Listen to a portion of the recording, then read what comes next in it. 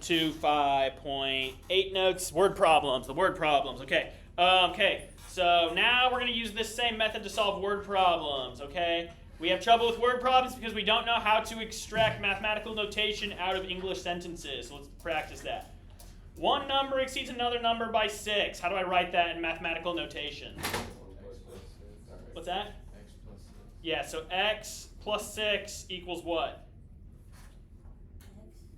Just y. So and when they say vaguely, when they say one number and another number, two very vaguely defined numbers, you define two variables, okay?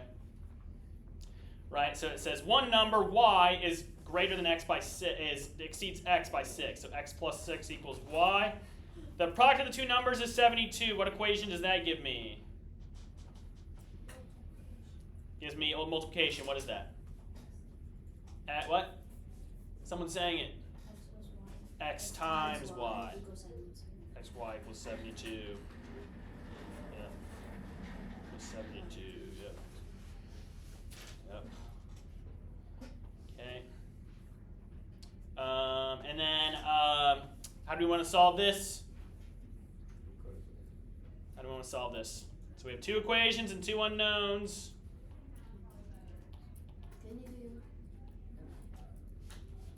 So the easiest way to do this, you see how it gives you an explicit, like you have y by itself here? The easiest way to do this is to plug this expression for y into here. So it becomes x times x plus 6 equals 72. Then you can solve this, okay? All right, so I do what? So I got to get it in standard form, right? So what do I have to do? Yeah, move the 72 over, so I have x times x plus 6 minus 72 equals 0.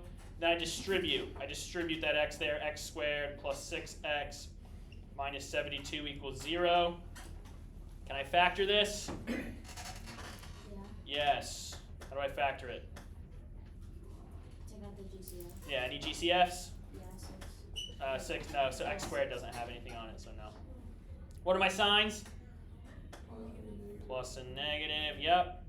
And then, so 2, right, different, so what is that? Oh, I remember doing this one yesterday. It's factors of 72 whose difference is 6. 72 divided by 3 is 24. 72 divided by 4 is 18. 72 divided by 6 is 12. Okay, so it's 12 and 6. So 12 and 6. Okay. So my two solutions for x are x equals negative 12 and x equals positive 6. Okay. This is kind of weird, guys. This is kind of weird. Okay, so here are my x's. Because, all right, once I know x, how do I get y? I plug in x, right? But I have two x's. So I just plug in both of them. Okay. So y can either be, okay, so let's think about this. When x equals negative 12, right, then we do y is negative 12 plus 6, or y equals 6, okay? Or wait, is that right? No, that should be negative 6, right? Yeah, negative 6. When x equals 6, then we do y equals 6 plus 6, which equals 12. So y equals 12, okay? So there's two solutions. Two ordered pairs that solve this, okay? All right, are you guys feeling okay about that? It's kind of weird. It's kind of weird. It's ready. Do you have an E period? Oh, sounds good. Sounds good. Okay. Can we do B now? You guys okay if we move on to B? Yeah, I want to make sure we get through these. Certain rectangle is 3 feet longer than its width. If the area of the rectangle is 70 square feet, find its dimensions. What are the dimensions of a rectangle? It has a what and a what? It has an L, a length, and a width, right? What does it say about the length? Yeah, how do I write that in mathematical notation?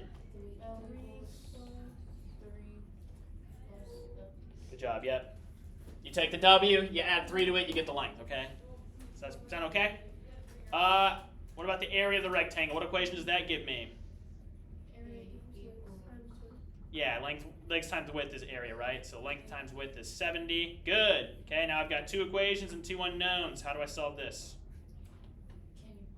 Yeah, plug it in. So I'm going to plug in, right? I have an explicit expression for L here, so I can just plug this in for L. So I get 3 plus W times W equals 70. Okay? Minus. Yep, so now it's just a regular math problem. I start solving. 3 plus W times W minus 70 equals 0. What do I do? It's not in standard form yet. What do I need to do? Distribute, yes. So I get 3W plus W squared, or I'll just write W squared plus 3W minus 70 equals 0, okay? Good. Can I factor this real quick? Do we have any GCFs? No, so we'll just factor it.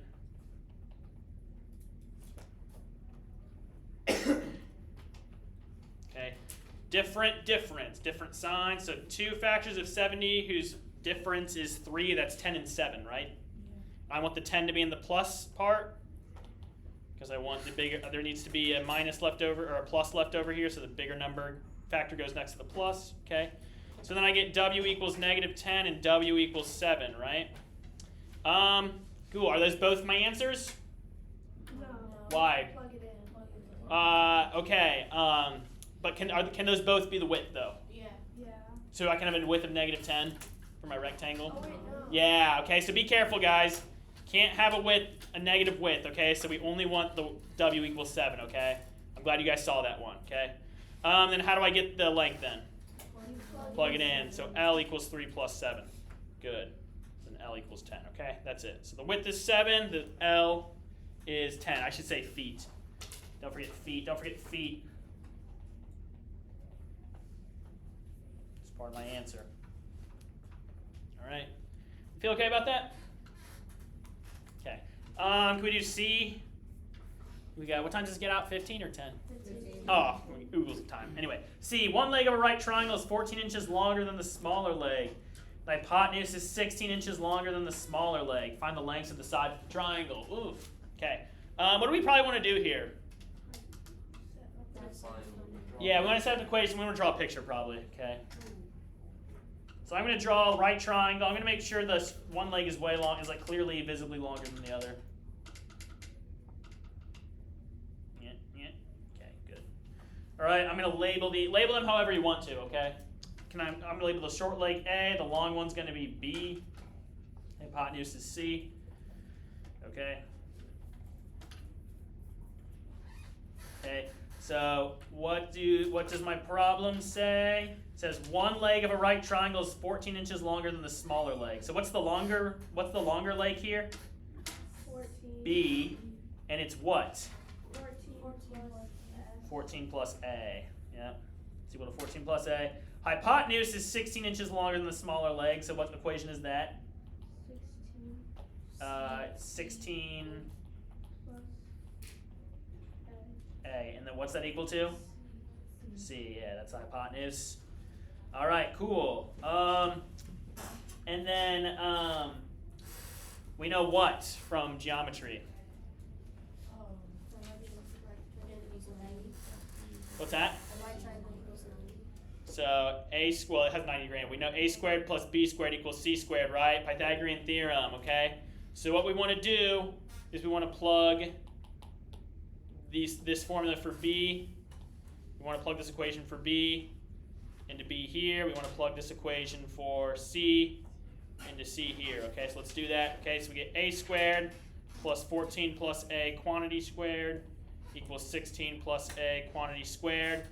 This one's kind of a bear to get in standard form, okay? So let's expand. We got to expand all these parentheses out. So 14 plus A squared. Hopefully we remember how to do this from the first half of this chapter. Okay, use your calculator if you need to.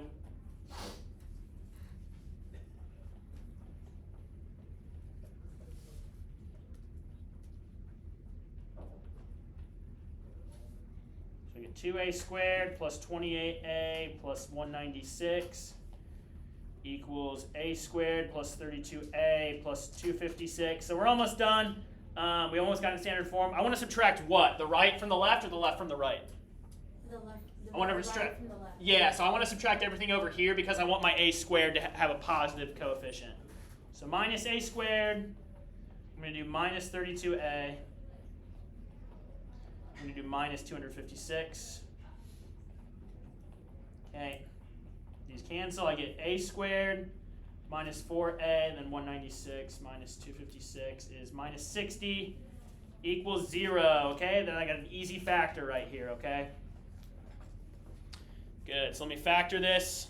Okay, so that becomes, there's no GCF. So I just have A. What are my signs? Plus and minus. Plus and minus. So 2 factors of 60 whose difference is 4, 10 and 6. Okay, so that's going to be a 10 right there and a 4 here. Oh no, is that 10 and 6? Sorry, sorry. Good, good. So then I get A equals negative 6 and A equals 10. Which one do I keep?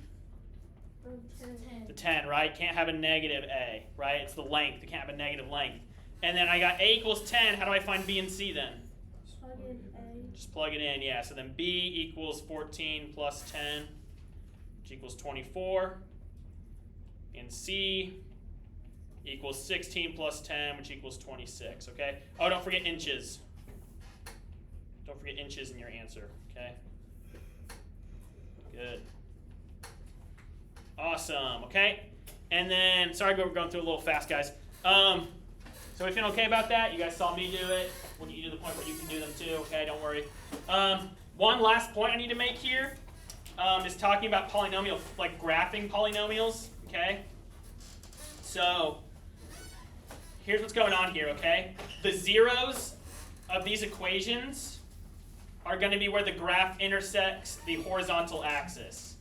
So write that down. Zeros of a polynomial are where graph intersects horizontal axis or x-axis. Okay. So this first one, A here, what are the zeros of A? 2 and negative 3, right? So then which of these graphs intersects at 2 and negative 3? Right here, right? Here's negative 3 and it intersects at 2 as well. So this first equation goes with graph 3. The second one, the zeros are x equals negative 2 and x equals 1/2. Which one is that? Negative 2 and 1/2, right here, okay? It intersects at x equals negative 2 and 1/2. And then process of elimination. Okay. All right, good job, guys. Good job. We have a